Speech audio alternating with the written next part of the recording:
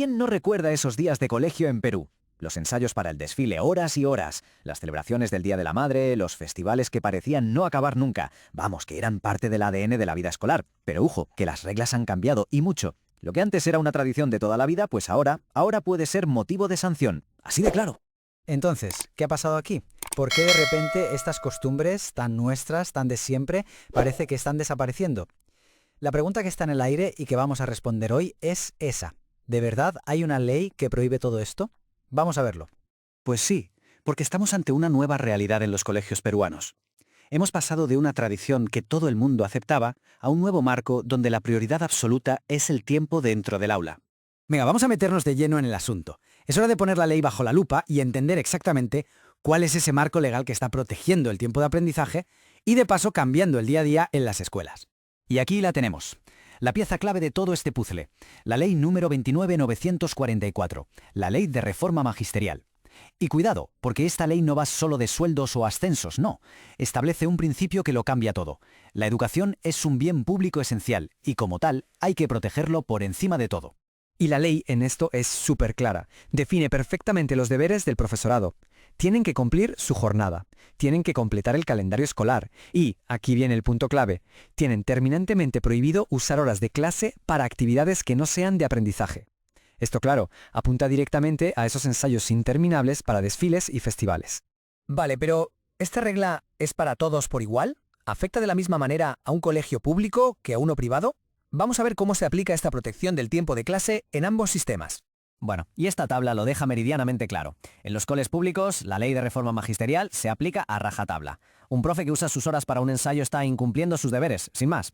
Y en los privados, pues aunque su régimen laboral sea otro, tampoco se escapan. Están obligados a cumplir el Plan Curricular Nacional y sus horas de clase. Si no lo hacen, la UGEL, que es la Unidad de Gestión Educativa Local, les puede meter unas multas muy serias.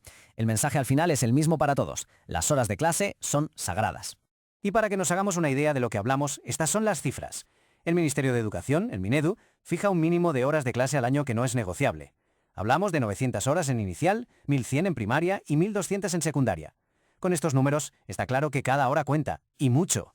Bien, las reglas están sobre la mesa. Pero ahora viene la pregunta del millón. ¿Quién se encarga de que todo esto se cumpla? ¿Quién es, por así decirlo, el guardián de este tiempo de aprendizaje tan valioso? Pues aquí la ley no deja lugar a la interpretación. Señala una figura muy concreta, el director o la directora del colegio. Es la máxima autoridad del centro y por lo tanto la persona que tiene la responsabilidad administrativa directa de que esto se cumpla. Sus funciones, por tanto, son muy claras. Tiene que garantizar que se cumplan las horas de clase, controlar que todo el personal esté donde tiene que estar y, muy importante, asegurarse de que las celebraciones se hagan sin interrumpir el aprendizaje, o sea, o fuera del horario escolar o de forma muy breve y simbólica.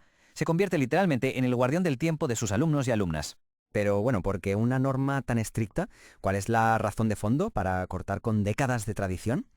Ahora llegamos al meollo de la cuestión, al porqué de todo este cambio. 100. ¿Qué significa este número? Pues agarraos bien. 100 horas. Ese es el tiempo de clase que, según estudios del Minedu, algunos colegios llegaban a perder en un solo año. ¿Y por qué? Pues únicamente por los preparativos para el desfile de fiestas patrias. 100 horas de aprendizaje perdidas. Es una cifra brutal, el equivalente a perder casi un mes entero de clases de matemáticas, por ejemplo. Y el propio Minedu lo dejó por escrito.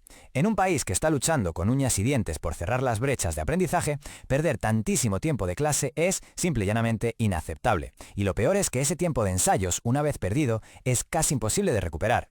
La idea de la norma no es eliminar las celebraciones, para nada, sino darles una vuelta. La solución que se propone es integrarlas como proyectos de aprendizaje. Por ejemplo, en vez de parar las clases 5 horas por el Día de la Madre, se pueden dedicar las clases de lengua a escribir cartas o las de plástica a hacer un regalo. Así, la celebración se integra y el aprendizaje no se detiene.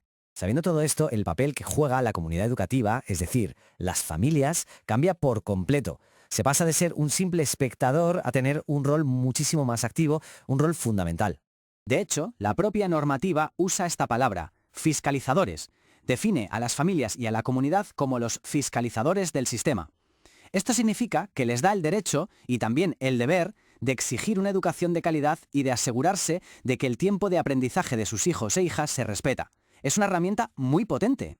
Venga, vamos a repasar las ideas clave para que quede todo claro. Primero, la ley de reforma magisterial es la que pone el tiempo de clase por delante de todo. Segundo, esta regla va para todos, colegios públicos y privados por igual. Tercero, la máxima responsabilidad recae sobre la figura del director. Y cuarto, y quizá lo más importante, las horas de clase que se pierden son un tesoro que es muy difícil de recuperar.